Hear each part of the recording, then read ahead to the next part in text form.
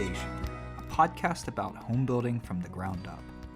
Buying a house can feel very overwhelming, and building a house can be even more challenging. But we're here to help. Throughout this series, we'll be interviewing realtors, builders, developers, lenders, and anyone else involved in the home building process. After listening to this series, you should have the right tools and knowledge for the next steps needed to build the home that you've always dreamed of. Have you ever wondered what it takes to develop land? We're going to answer that question and many more questions about the development and home building process with our guest today, Kirby Christian. Kirby, welcome to the podcast. Yeah, thank you for having me. All right, and we're going to kick it off right away. Kirby, how did you first get involved at the Ranch Club? I knew about the Ranch Club for quite a while before I got involved, but Russ Piazza, who's one of my partners, approached me in 2013, said that there might be an investment opportunity there. We actually didn't get it done in 2013, but we were able to reach an agreement with the owners at that time in 2015. Where was the Ranch Club at when you came in? So most of the heavy lifting had been done. The entitlements had been received, and most of the engineering work had been done. So there was probably, I'm thinking back, maybe 5 phases completed at that time. Okay.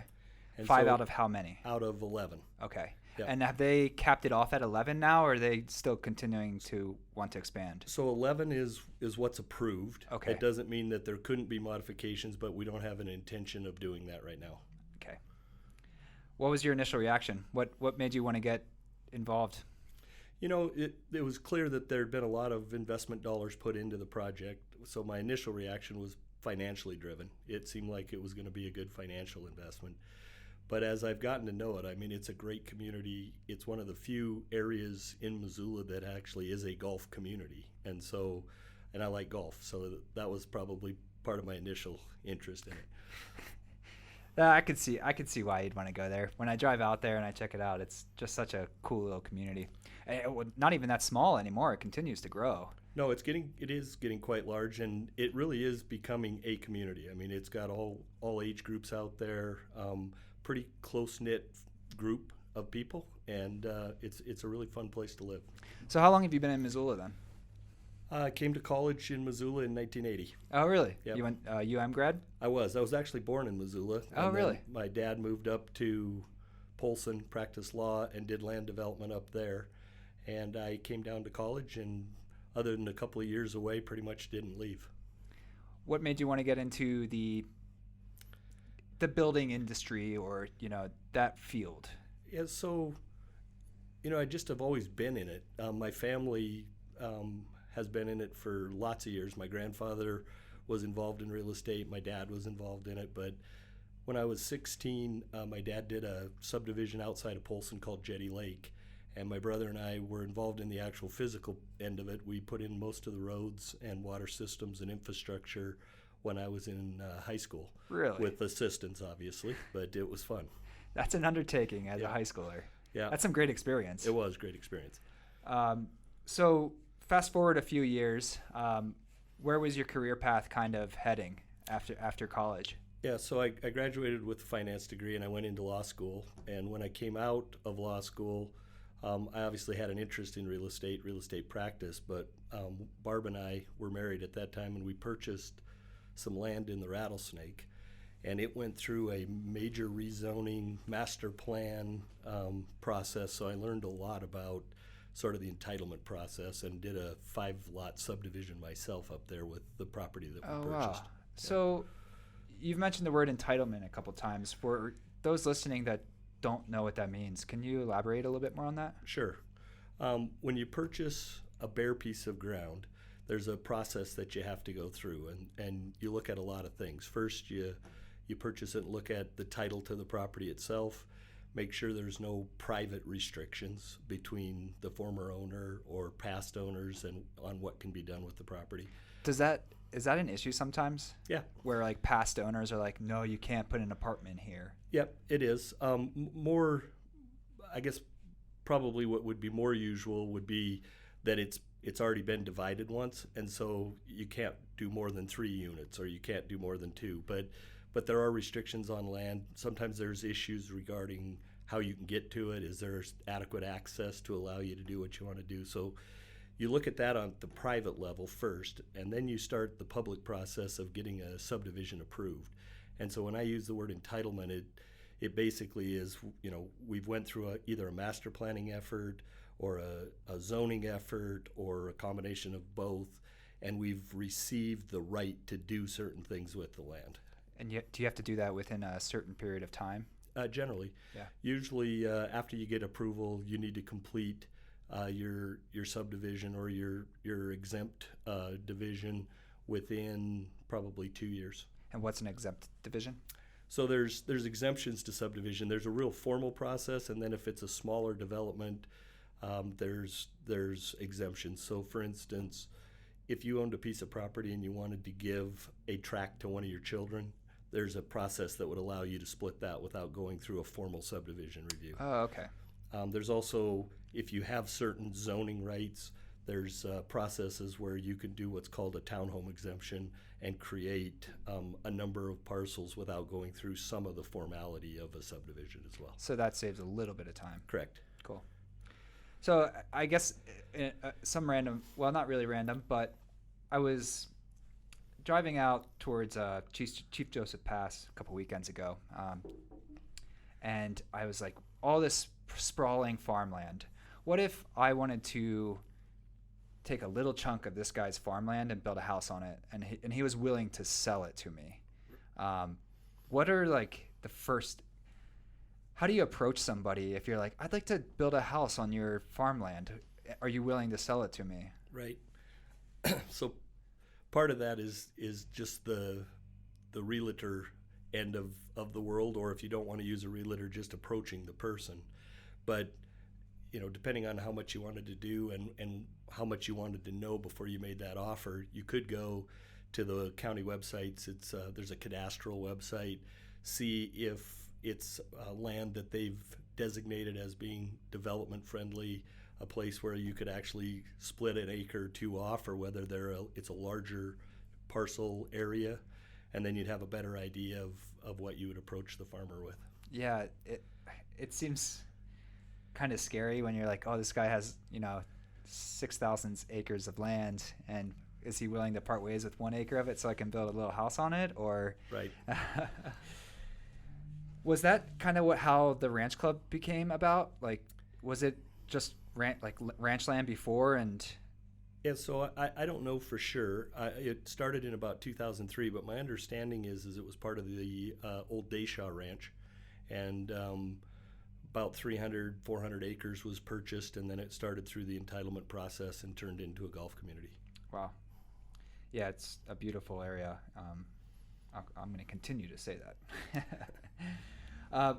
So I've heard that you're you have a superpower, and your superpower is cutting through red tape. Really? Yes. So it sounds like you have people that you can talk to make sure that red tape is either cut down or you dip under it. I don't know if I would say it's a superpower, but I would say that I've been doing it 30 plus years. You develop relationships with county officials, city officials, people that make decisions, and I think as long as you approach them honorably and you're straightforward and you're open with what you want to do, you can find your way through it. I think probably more accurately is I know the process now, and it's slow when you misstep or you go down the wrong road for a while and then you have to turn around and come back. But if you sort of know the process, you can get there fairly quickly. Not only sounds slow sometimes, but it could also be pretty stressful for someone that doesn't know what they're necessarily doing. Yeah, from the developer side, it's as stressful as from the community side, and where what's more stressful is when land hasn't been zoned or designated, then there's a lot of players involved that really don't know what to expect. So a developer purchases it with the expectation that they can build 100 units and the community wants 10, and the city's trying to figure out where the infrastructure is and what number works, and so that can bring a lot of emotion to the process. But if it's land that sort of went through the process, or if you go through it systematically, you have a lot better idea of what you can do. at the time that you start your development, and then maybe there's less anxiety because you're not expecting to do a lot more than you can, but you're also entitled to do more than maybe what you might otherwise be able to do if it was vacant land. Do you find that the further you get out of city limits, the easier it is to, you know? Yes and no. I would say almost the opposite. The Really? further you get away from city services, the harder it is to get density. Maybe the easier or less restrictive some of the steps are, but if you want to do more density, you need to have city services in order to get to those density numbers. Yeah, first thing that comes to mind is like, let's say north of Sealy Lake, if you wanted to maybe build a small community out there. I can't imagine you would have too much pushback from community members, but it doesn't seem like there's a ton of electric and water lines being, built out there. So Exactly. So the community might welcome it. It might not be confrontational in any way from that standpoint, but if you're going to try to build those communities, who's going to provide fire, who's going to provide health services, schools, and where do they go? How does that all impact? So there's a lot of questions to be asked and answered. And all those questions need to be asked, like, no matter where you build, pretty much? They do, but when you're in a more established area, there's processes involved, right? If you're building in the Hellgate School District, you pretty much know that's where your kids are going to go to school. They do the analysis based on the availability of or access to school there.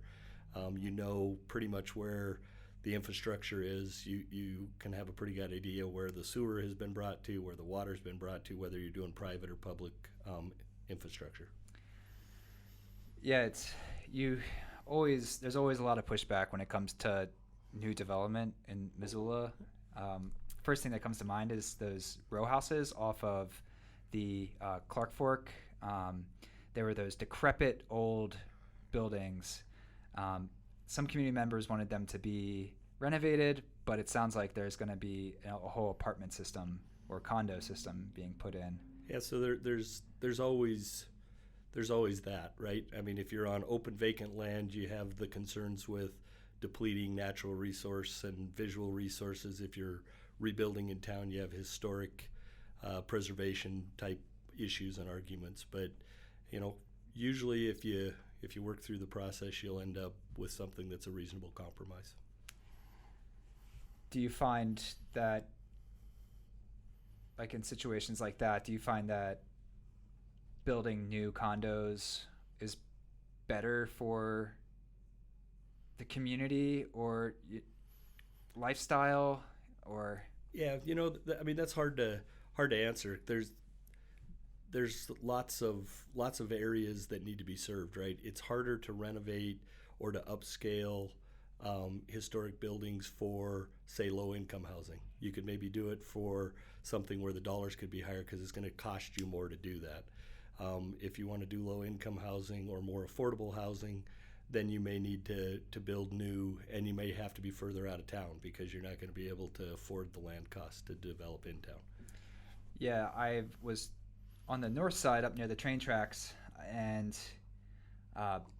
I saw that they have done affordable housing up in that area on like A Street and B Street, I think it's called, just right off the interstate. And the lot sizes that they're building on nowadays are just tiny. Small. And they're fitting like 4-5 houses, apartments, condos. And it seems like infilling is a trending topic in Missoula right now. Yeah, I think because of the way Missoula is structured, it is, I mean, we have a limited resource for building. And where we were sprawling maybe in the 70s, 80s, even 90s, they're starting to kind of push toward the center of Missoula and to do more infill development. Why is that? Why are, and even like in cities like Bozeman now is starting to sprawl out west and northwest towards Belgrade. Why is Missoula so hesitant about more sprawling, like going out towards Frenchtown or more north? I think honestly that's probably something that a planner or some of the architecture engineering firms in town could do. But probably answer better than I could. But I think In general, there just seems to be a trend right now to trying to preserve open spaces on the fringe and bring people more toward the community center. That may change if we start getting higher buildings and higher rises. Then it may, and I've been around long enough that it started with we don't really want building on the hills because we want to protect the view shed, and it moved into, geez, we don't know if we want to build on the valley floors because we're eating up all the farmland. And it's just over time, I guess, attitudes toward what we want to protect change. Interesting. And the reality is we're growing at about 3% a year, and so those people have to go somewhere, and so they just start pushing to different areas. Yeah, it's interesting how the push and pull changes like every 10 years. Yep. The importance changes. I see a lot of my property was split in half and infilled with a large family home in the back. Our house is less than 1,000 square feet, but the house behind us now, alleyway access, is 3,500 square feet. Yep. So they put a massive home in where there was nothing before, and sometimes they do it tastefully. I think I've seen some good stuff, but I've definitely. There's quite a few apartment buildings around town where you're like, oh, why did they have to do that? Yeah, for sure. And one of the things that's neat about Ranch Club is it was a planned community when we purchased it. So there's a pretty good idea of what's going on out there. As long as we stay true to that vision, it's a pretty easy development from that standpoint. Our previous guest, Tom Buderek, mentioned there could potentially be room for more growth out there. Do you foresee that ever happening? I could see it. There's adjoining land. There's land below the golf course further west. There's land to the north, although that's starting to approach the airport fairly closely. In the community itself, I could see maybe a little more dense development, but I don't know that the current ownership has an interest right now in exploring more. We still have couple hundred units to go there. Yeah.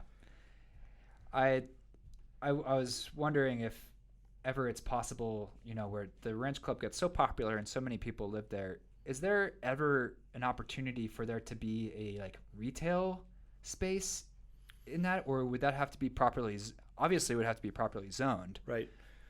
There are a few areas that are zoned in a more commercial manner where the main clubhouse is, the event center, some of those areas could have some commercial use, but it would require a rezoning of some of the property in order to allow for commercial development. And having said that, I have not looked at that master plan in a while, so there could actually be some designated zones for that, but I don't believe that's the case. Is it a painful process to rezone when it's clearly the Ranch Club's already been zoned for residential? It can be. I think if you force things on a community, it can be a painful process. I think both sides of development have gotten a lot smarter, and what you'd do is you'd hold some community meetings. Yeah. Sit down and say, hey, we're thinking about putting a little grocery store up here. We think it'd be a benefit to the community. What do you think? And you get some dialogue, and you can usually tell fairly early on whether that's going to be something that's supported or whether that's a bad idea. Have you ever been in any situations where the community thought it was a bad idea, but you thought it was for the best? So on a personal level, I've not actually found myself in that role, but I'm also a land use attorney, and I have definitely been involved in those situations as an attorney, where we had a solid development plan, but there was strong opposition for one reason or the other, and we ended up in a more controversial development than what we'd expected going in. What was the biggest? Have you ever had any big dreams dashed because they were denied by community members or red tape? I haven't. Candidly, I've had projects go in a little different direction, end up maybe smaller than I thought, or maybe bigger, more infrastructure than we intended to put in, or maybe less. But I've not had any of them just completely shot down. Yeah. Yeah. Sounds like plans can they should expect them to change. Yeah, I think when you go into this process, you need to have a really good team, good engineers, good land use planners, legal counsel, a good plan, and you need to be flexible because it isn't going to be, I mean, you can try to force it through as a developer exactly the way you want it to be, but the reality is it needs to be a win-win for the community and the project, or it's going to be a struggle. What's the time frame on that? From like, let's say you found a property that you want to develop on. From finding that property until, let's say, the water lines are put in, roads are paved, how long can you expect that to take? Yep. So, two answers to that. Back to your original premise, which there's a lot of infill. If the infrastructure is in the arterials and you've got water, sewer, and power in the city streets, and you're taking a 2-acre tract and trying to do 3 or 4 or 5 lots, that would be probably done through an exemption of one sort or the other. Would take somewhere between 4 and 8 months. Oh, okay. Subdivisions of the scope and size of Ranch Club, even if you use a larger like townhome exemption, probably 9 months to 18 months, somewhere in there. So that's not as long as I expected. Right.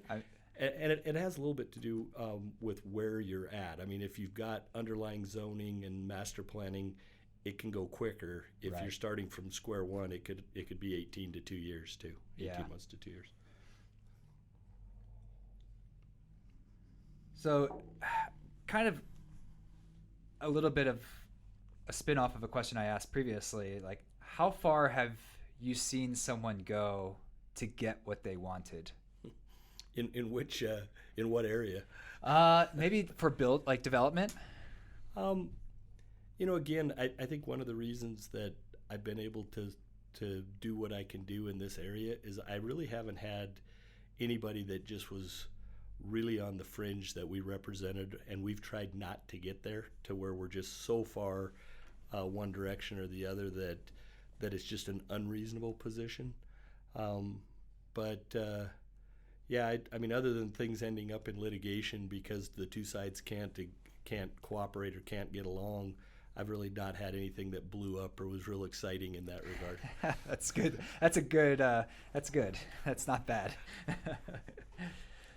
So what are some questions that I haven't asked you that you wish developers or home builders would?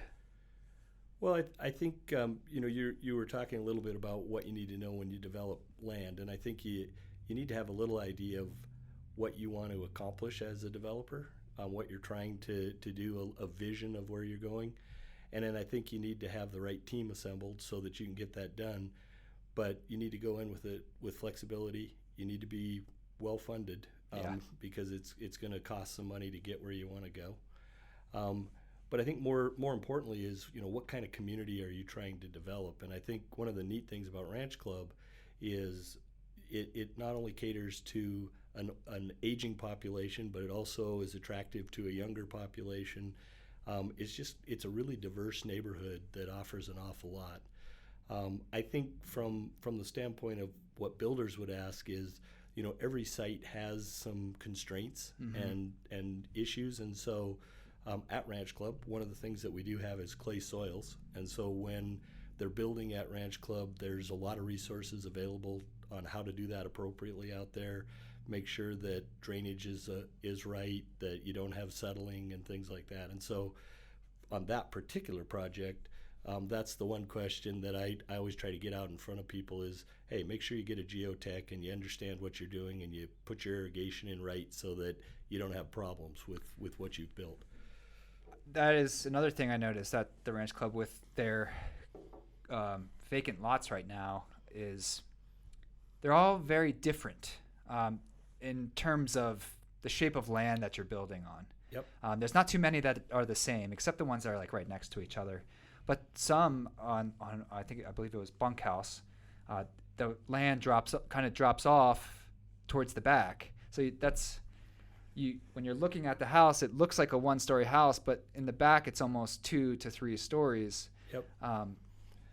So getting a good set of plans, getting a good architect to help design those homes, really helps. And that is one thing that we have tried to do out there is we have 4 stock house plans that if you want to build with one of the builders that we're working with in one of the lots where we're actually speccing homes, a lot of that work's been done. So we have some house plans that work on sloping lots. We have house plans that work on more level lots, because that can be a pretty daunting, long process if you're starting from scratch there as well. Off the top of your head, do you know how many plans people have to choose from? With us? Yeah. We probably have 5 stock plans, but Okay. with adding a second story, changing from a 2-car to a 3-car, I mean, we could probably take those 5 plans with very little effort from our architectural crew and turn those into maybe 10 to 15. Oh, cool. Yeah. That's awesome. So if someone doesn't want to do every step along the way, along the home building process, there are options for them. Yeah, we've tried, there's a number of options, but we've tried to make it as easy as possible. If you want to start from scratch, hire your own architect, your own builder, build your dream home, that's available out there. If you want to design a home but have one of the builders that we associate with build your home, you can do that. If you really just want to pick the furnishings inside the home and kind of to participate in finishing the home, we have plans that you can do that. So there's, we're trying to make it a little easier if we can. Very accessible. Yep. That's awesome. One last question I have that we've been asking all of our guests is, what is one common mistake that you see when people are building a house from the ground up? I would say starting the process unprepared for what it is. It takes patience. You need to have a good team, and you need to understand that it's going to take a while, and it's also there's a lot of expensive decisions. Yeah. And so sort of being prepared for that decision process and trying to stay within that budget, because there are just so many neat options all the way through it. It's like, oh, do we do the fireplace that faces both directions? And those are all, $2,000-$3,000 decisions. You make about 10 or 15 of those, and your house is a lot more expensive than where you started. So. That's great. So a team. I before we sign off, I do want to cover the most important players of the team. You mentioned, well, for when it comes to development, you mentioned if you could list off the team, that'd Sure. be great. Yeah. So, you're going to start with a vacant piece of property, and you're going to need to have some ideas of what you want to do there. So, initially, you're going to need some title work done. There's 3 or 4 good title companies in town that you can get that information from. And would this person be your title partner throughout? Yeah, they could be, or you could go back and forth, but that's where it starts for me. And then you're going to need either a land use attorney or a land use planner that can sort of start helping you navigate the city or county government structure to kind of work your way through that. You will need an engineer, and there's a number of engineering firms that we've worked with that are very good in Missoula. And they'll ensure water. They basically do the design. So Okay. after you kind of have the general layout from the land use planner, they'll start with infrastructure concerns and say, you're going to need sewer and water, and we're going to put those in the streets here, and this is where the streets are going to go, those types of things. And then after you get through all of that, you're going to need architects to help you design the structures and buildings if you're going to build yourself, or at least some good people to refer people to help them draw and get their homes approved. And then a realty company that can market for you and get your product out to the market in a favorable light. So Cool. Yep.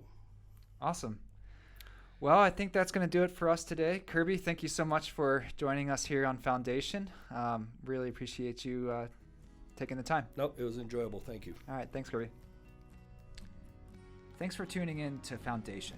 If you like what you heard, you can listen to our past episodes by searching Foundation Pintler Group on Google. You can also search Foundation on iTunes, Spotify, or wherever it is you get your podcasts.